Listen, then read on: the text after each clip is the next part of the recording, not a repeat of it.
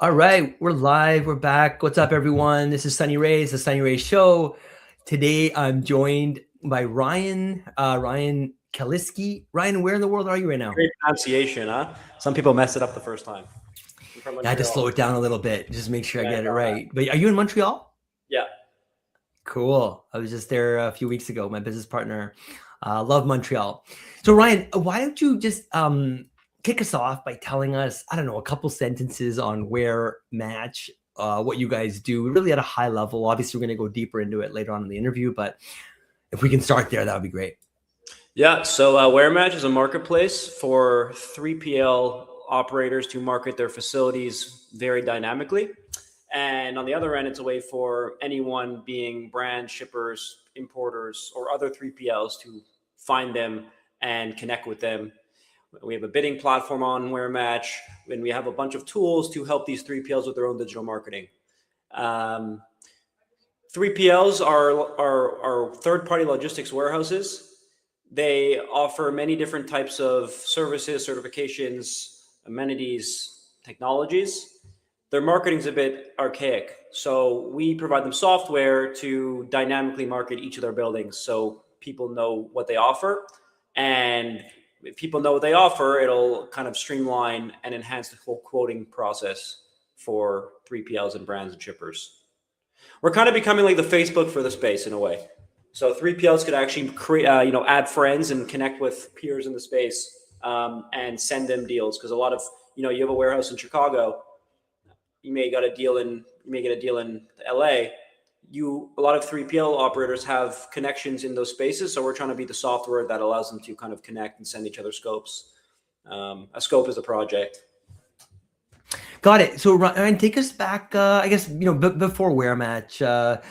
I don't know. I kind of like to start with the question of like, what were you into as a kid? Were you like always entrepreneurial? Were you tinkering with computers and shit, or was it No, way not at different? all. No, I was like studious in university. I was zero entrepreneurial. I don't think. I had like 4.0 GPA at McGill, which is a school in Canada, in finance, and I did like 5 internships. Couldn't sell ice to an Eskimo probably, and then I did investment banking, and I hated the lifestyle of being told to work at 11 p.m. on a Friday. Um, and I wanted to try doing something entrepreneurial. So it's a very long story short, but I was one of the first COVID cases in Quebec, which is where Montreal is. I was rushed to the hospital in early March. There was no supplies. It was like a movie. They stuck me in the psych ward at the hospital in a glass box.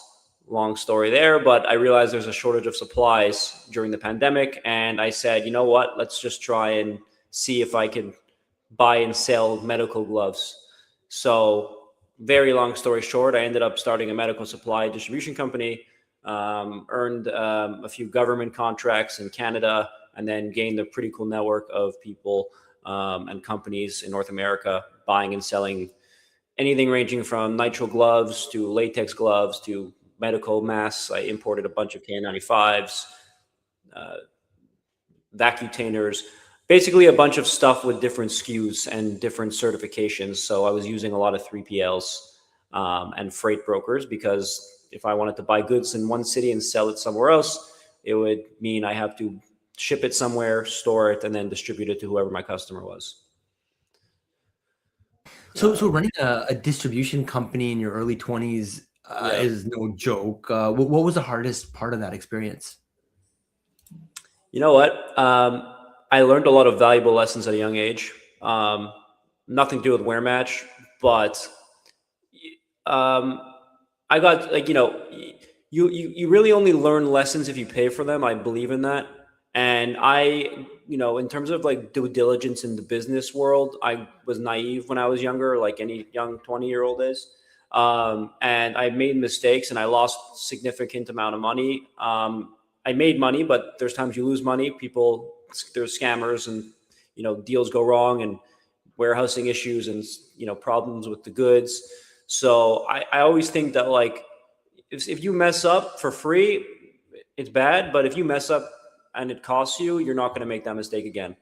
So I think I matured tremendously very quickly and because I had to, and not that it directly affects where I match, but I think it affects the way that I lead the company, and there's a lot of insight that I have that I wouldn't have had if I didn't do that. It's probably the best way I could put it. Was there a moment in the distribution business where you thought, I need to go build something bigger than this? So, like, what I wanted to do at the beginning was build something that's scalable. Um, I mean, I had a tiny company. It was all relationships, and it wasn't sellable. I mean, people were just dealing with me, and I had a bunch of clients who trusted me, and some of them are actually invested in the company today. Trust is something that's very important. But no, there was honestly just an issue that I always found where freight and warehousing were the two main parts of my business operations wise. Freight pricing, LTL, FTL, whatever the trucking pricing was, I mainly dealt with trucks, was rather commoditized. There was market prices, and there were softwares where truckers bid on deals, which allowed pricing to be pretty standard. But warehousing was always a bottleneck. Not finding one, I would use there are matchmakers, and there's lead generators, and there's brokers to find warehouses. Anyone could find a warehouse, a 3PL, say 3PL. But I never knew if I was dealing with the best fit 3PL, because like sometimes I had goods that needed hazmat certifications. Sometimes I had goods that were very high fulfillment SKUs. Other times it was more bulk storage, and the quoting process was a bottleneck. And none of the providers that would help me find them helped me with the quoting. So I always discussed an issue. And here, I'll give you an example. Not that, if I told you, hey, I need to stay in an apartment in Boston for the weekend, what would you tell me to do? If I'm asking you. Yeah. So not even to talk about how we are compared to Airbnb, more to talk about that, most big companies, if they're solving an issue globally and there's not much room to tap in, anyone I ask will tell me Airbnb because they have a large market share, So what I'm saying this because I would discuss issues that I had with pretty big companies, and none of them would give me the same answer. None of them would tell me to use the same company. Got it. So I realized off the bat, there's some room to grow here. There's a gap, or there's at least a low-hanging fruit in this industry. And then I did a lot more research, hit up Ben, who's my co-founder, said, hey man, there's a ton of issues. There's a gap and there's issues because goods move. And most people I spoke to who move a lot of products said, you know what? Yeah, the quoting process is archaic, but we're dealing with it. That's what life is. So that was an opening for us to kind of deep dive and see who is trying to solve this and understand the root issue. Why is quoting inefficient?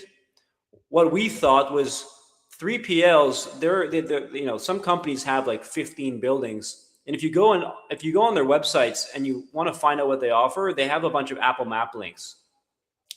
If I need to store refrigerated food and I need X amount of fulfillment each month, I don't know with an Apple Maps link if these 3PLs could offer me services. So high level, the issue stems that 3PL marketing is super archaic. Way more money is spent on the operating side, which is great. But because a shipper, brand, importer, anyone looking for a 3PL isn't informed well enough digitally what the service offerings are, they tend to get on a discovery call with whoever they're introduced to, and then it may not be a good fit. It wastes time for both parties.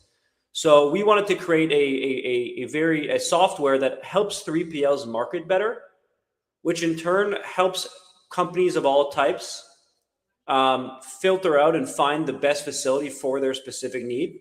Because the same company may need different 3PLs all over because they have different parameters they need to be accommodated for their business. And that's how we started building. I feel like I just went on a long one, but yeah. Oh, so when did it click that this was a massive problem worth solving? Was it a process? Was there a point? Did you guys have a conversation, you and Ben? When did the skies kind of part? And how did you guys make that final decision to take the leap? The word final is important here. I would say that our business model, even when we raised money, was completely different from today. We're lucky to be in an industry where our customers, our 3PLs and shippers are actually passionate about solving and modernizing these issues. So we really, if I were to simplify it, sat down in a room, we designed the wireframe of the original idea on a software, wanted to find an engineer, ended up interviewing 50 people, brought on Rahul, paid him out of our pocket, all that stuff. Built for a year out of the whole, I'd say our first launch. But like the issues we were seeing were all based off feedback. We probably spoke to hundreds and hundreds of 3PLs.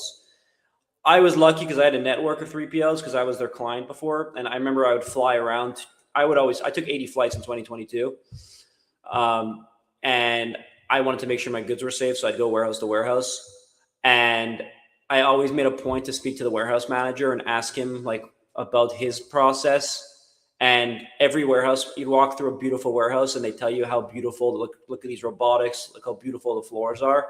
But then I'd ask them, like, how do you receive incoming quotes from customers you haven't won yet? And they're like, oh yeah, email, Excel, pretty outdated.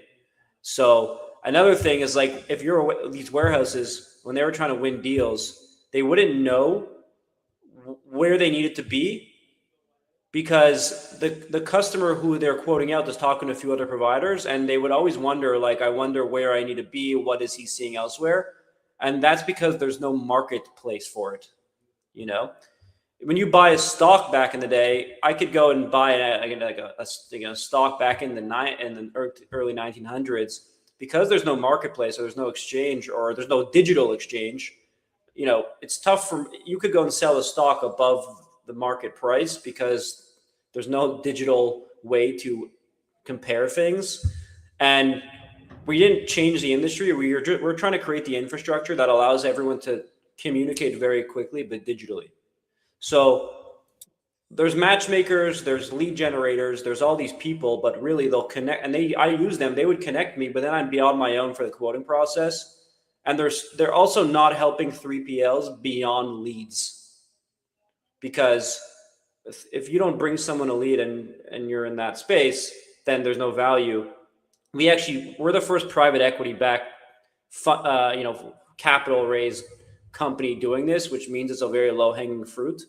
By doing this, I mean helping 3PLs find customers or helping them market. But we're the only platform that, beyond anything they get from the marketplace, 3PLs can white label, embed our software, and help their own marketing teams sell better. So consider Airbnb, but the hosts are selling to other people all the time, right? So yeah. All of the supply on our marketplace have sales teams who are using PDFs and rather static material to market. So we're helping them utilize their own SEO, their own networks, and to give them digital marketing material to showcase each of their buildings better.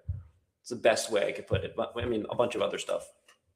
Can you go a little bit deeper? So I'm picturing, like, so for example, I've done Airbnb in the past. It's been a while, but like one of the things they'll do is they might send somebody to your house and take like really, really nice pictures. Whereas if I took them of the same exact thing, it would look like shit. So is it stuff like that? Or is it like a landing page with like pictures and like description? They're like an Airbnb host, right?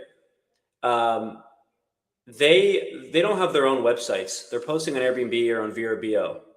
But consider this Airbnb host had their own website to find their own customers, right? Okay. Yeah.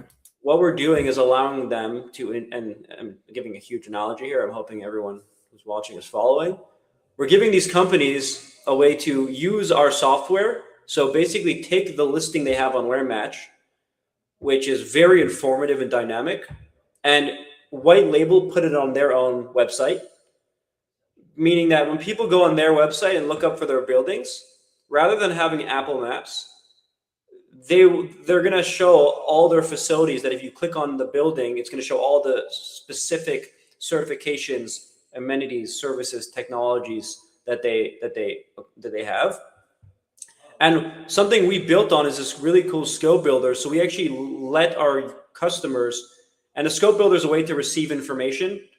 Whereas before, if a warehouse wanted to know or a 3PL wanted to know what I needed help with, they'd send me like a big rate sheet, which is on Excel, where I'd have to fill out a bunch of questions.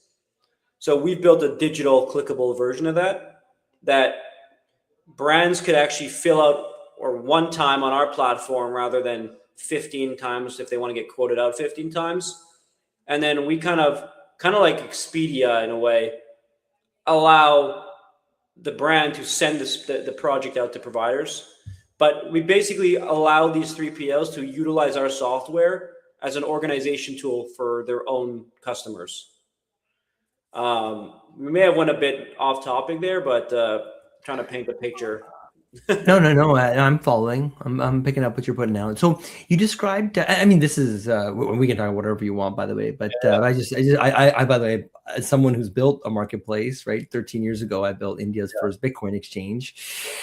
Definitely a big fan of marketplaces and like, compressing inefficiencies, via digital marketplaces. So I have a question. So how did you and Ben connect? You mentioned him earlier, but from I was doing some research and I think he had an Airbnb background, right? You were coming from more like distribution. What did that first conversation look like? Well, me and Ben have been like best friends growing up. We were hockey line mates. Oh shit! Oh wow! We went to camp. Okay. We've known each other forever. We Interesting. were two guys who started our own companies after university. Ben's main company was an equipment financing company. So Airbnbs he had on the side. But we both had companies that were doing well, but they weren't scalable, and wanted to build something like what's great. Wear Match now on Saturdays we have customers just coming on using the software. Subscriptions are coming in organically, which is really cool. And we could get into the whole chicken and egg thing with the marketplace, but after a lot of Rahul lives on a blow up in our office still. I like to say that on every podcast just because it's cool, but we're all grinding hard. And, me and Ben basically just both wanted to build something. And I kind of I also just wanted to have a partner at the beginning because I had this idea for 2 years. And one of our lead investors, he's based in New York. I was out for drinks with him way before Wear Match incepted. And we were just discussing these issues. And I said, I want to do it, but you want to, I think it's good to build with a partner because there's so many hats, especially we're a tech company that's driven by a business model. So you need you could go rebuild stuff on Claude, but like tech is only so much. It's a network and there's a lot of business development in the Wear Match model, right? So I wanted a partner who I could like have the ups and downs with and also think tank with. And, I kind of just said, hey man, look at this. Go. I actually had Ben go and source 3PLing for me for my deals in my medical supply company. I said, hey, you want to see the issue? Go find me a 3PL. I needed them all the time. So I had him do it. And I said, use whatever you want, any website. And he wasn't able to do it well.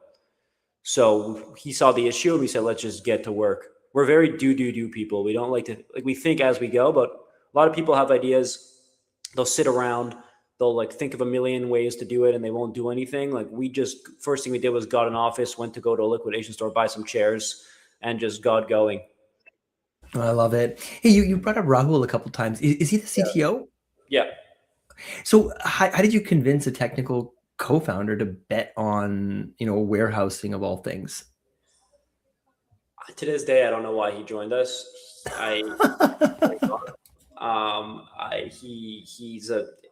He's from Edmonton. He's originally from India. He went to university in Edmonton, which is in Canada, so it's like a 4-hour flight.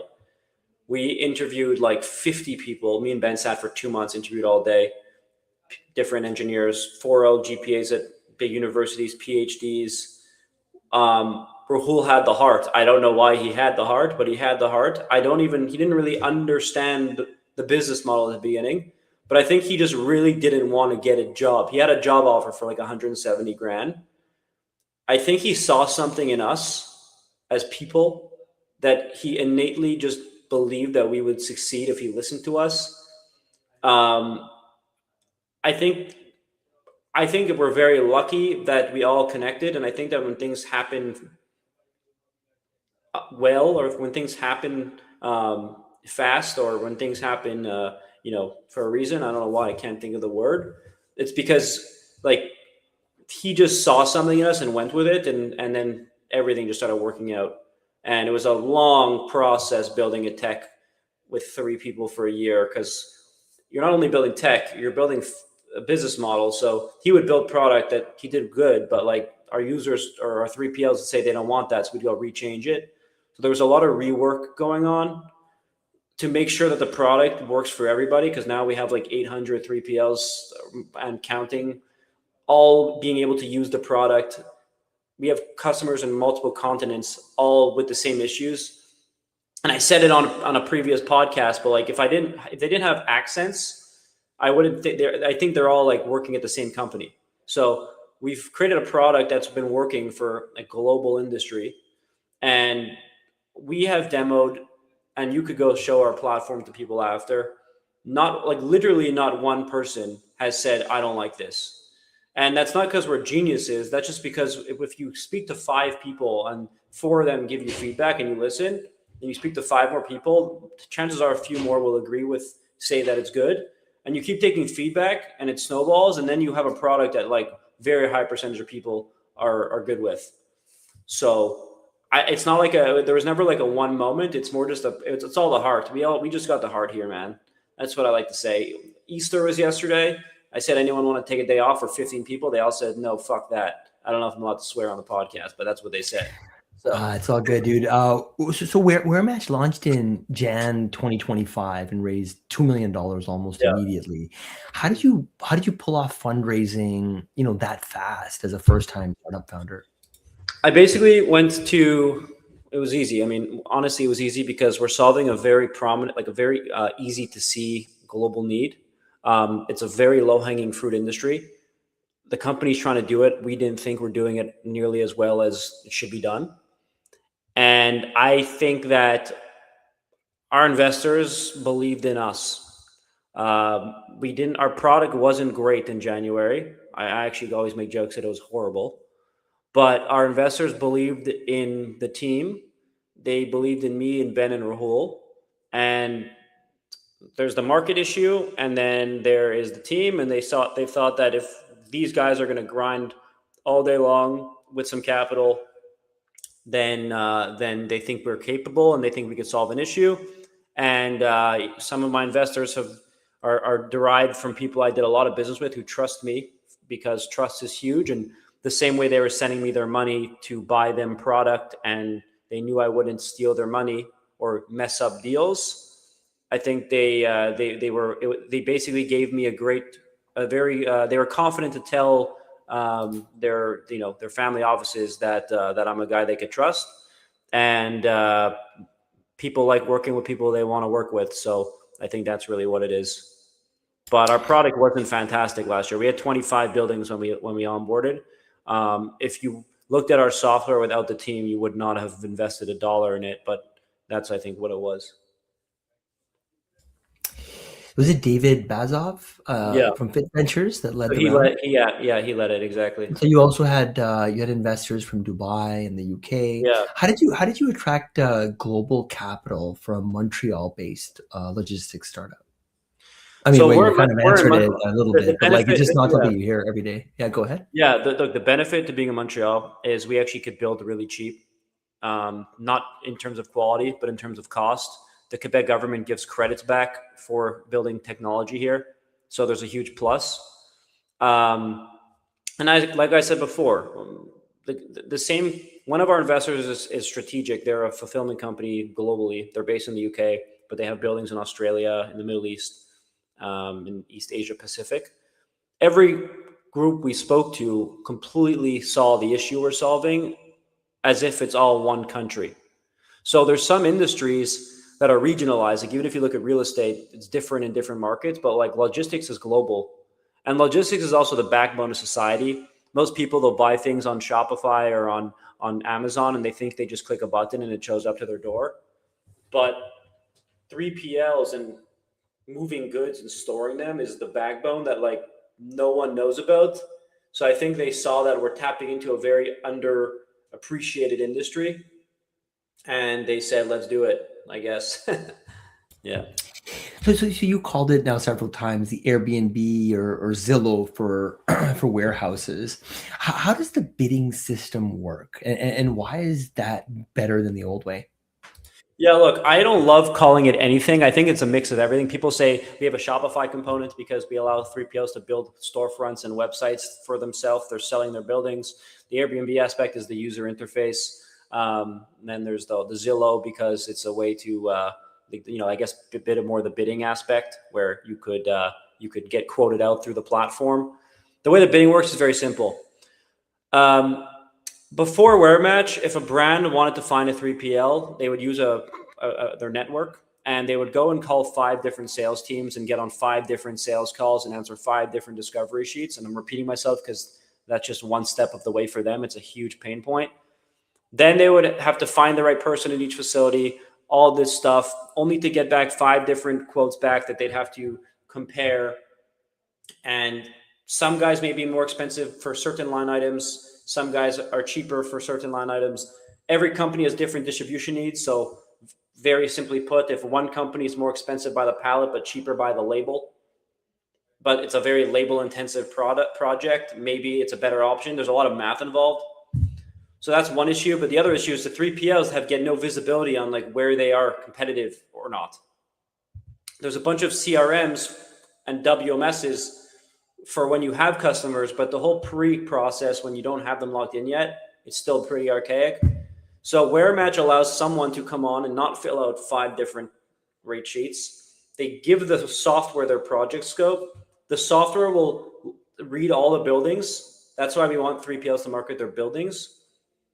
It will scrape all the buildings and show the brand which facilities could actually accommodate them, because brands care about having a building that can help them, and then they want to make sure the company behind it is strong. So we show them the facilities that could accommodate them. Then we let the brand just click a button and send that project to the 5 3PLs, or I'm just giving an example, but yeah, it's usually around the 5 best. Now, those 3PLs have a dashboard to receive the information in the template, which is something they didn't have before. They could create a quote on the platform based off of that scope. So a lot of people, they try and standardize pricing. They give these rate sheets, but pricing is based off of many things. It's based off of how bad they want the deal. It's based off of what the deal is, the components, etc. There's negotiation involved in the space. Then what we do is we actually give them a visibility anonymously on what competing providers have quoted. So they don't know, no one knows what they quoted. They don't know who it was, but really they're just seeing what the brand is seeing. So picture if you're quoting someone else and you're wondering what they're seeing elsewhere. And now you don't know who it is, but at least you know what they're seeing, And it really just opens a floor for negotiation. And then and lastly, I'm trying to paint a pretty clear picture. The brand can now organize and receive all of his quotes in one spot, which helps him. It's like an AI consultant, helps him kind of figure out his best fit project. He is likely still going to get on the phone with all 5. But what our platform does is it makes that discovery call much easier and more fluid for both parties, because they kind of know who they're talking about. They know if they're in range, and then they get to the point and they could, hopefully close a deal. Amazing. Hey, Ryan, you recently brought on warehouse vendors as a strategic partner with their CEO, I believe Jose, right? Joining you on the advisory board. What does that partnership unlock for you guys? So, I met Jose at a blackjack table in Vegas. It was pretty funny. He was telling me how well he does and how connected he is. Consider he's like a big brokerage. We're like the LoopNet or the marketplace. We're the tech. So I was trying to explain to him, like, you know 500 warehouses or whatever, but how do you know who the best fit deal is? Only a software and technology could tell you, because there's a lot of math involved. He quickly realized that he literally could use WearMatch for all his deals, right? And before I didn't speak to him I met him for the first time. He calls me a few days later. He had already redirected his site to our site. He really wanted to get involved. Any customer who went on his site and hit 3PL would direct the WearMatch, which I liked. We don't really need capital. We have capital partners. People have asked to get in. A bunch of our customers have asked to invest. I say no. He honestly sent the money before even closing the deal, which is great. Like I said before, we're all about heart here. So he has a lot of connections. He flew in from LA before he even signed the contract. Flew to Montreal, spent 3 days at the office. It was crazy. He's like one of us. He clicked immediately, and more than that, he literally sat in our office for 3 days and just called these big companies that I know of that I didn't ever spoke to, and they answered the phone like, "Hey, Jose, what's up, my man? Like, been a while." He was not full of shit at all. He had a crazy network, and he set us up like 50 meetings in the first week, and it was crazy. It's like I Wow. just did a convention in Texas. He's an investor. He's not on payroll. He has his own company. He flew down, put our wear match gear on, helped us set up the booth. It was videoing us creating meetings the entire week. It's unheard of. It's actually unheard of that investors get that involved. It's all passion, and one thing we have here is heart. I'll tell you that. So Yeah, it keeps showing up. So you presented at Manifest Vegas 2026, right? Alongside something like 1,500 startups. What was it like pitching Wear Match on that stage? And Yeah, no, was it I like didn't pitch. I didn't pitch. I Mm, got interviewed by a magazine, and that was mm, it. But that was it. I walked the floor there with an iPad, and it's a huge global convention, and it was great. Literally spoke to the biggest companies in the world. We validated that like the whole digital marketing side for 3PLs, helping them gain authority online using the listings is something that no one globally is doing. There's obviously a lot of there's companies in the brokerage matchmaking space, but I don't consider us even a lead generator. We're more of a network that allows 3PLs to enhance their own marketing, and then organically that creates organic traffic. It was great. We got a bunch of global validation. Got a bunch of customers, which is great, and it was a good time. We got an investor from there. That's how I met Jose at Manifest. So So maybe help me land the plane. I think we're at the end of our time here. Really, really interesting, by the way, Ryan. Congratulations on all your success and bringing together your team, raising capital. Finding a space that's it's at least $1 trillion market. This is really, really impressive stuff. And you're a fellow Canadian, so if you could go back and give yourself, one piece of advice before you started Wear Match, what would it be? And then, and then any finishing words. Yeah, I'd say everything takes longer than expected, and listening to customer feedback is very important. And do not be stubborn. That's what I would say, as quickly and briefly as possible to land the plane. Drop the ego. Cool, man. Well, I'm really excited about your guys' company and your outlook, and thank you all. Wow, we have almost 30 people tuned in, watching this, and anyone else in the future. Until next time, everyone, take care. Cheers. Hey, before I let them go, Ryan, website, wearmatch.com. Wearmatch.com, yeah. WARE. Yeah, keep going. And then where do people find you? I'm on LinkedIn mainly. Book a demo on Wearmatch. Me or someone on the team will take it. Perfect. Brian at wearmatch.com. Don't email me if it's for spam, but email me if it's worth it. I won't answer spam. And WAREmatch.com. Perfect. Sounds good, man. Hang out for just 1 minute, Ryan. Let me bring this stream to an end. Take care, everyone. Cheers.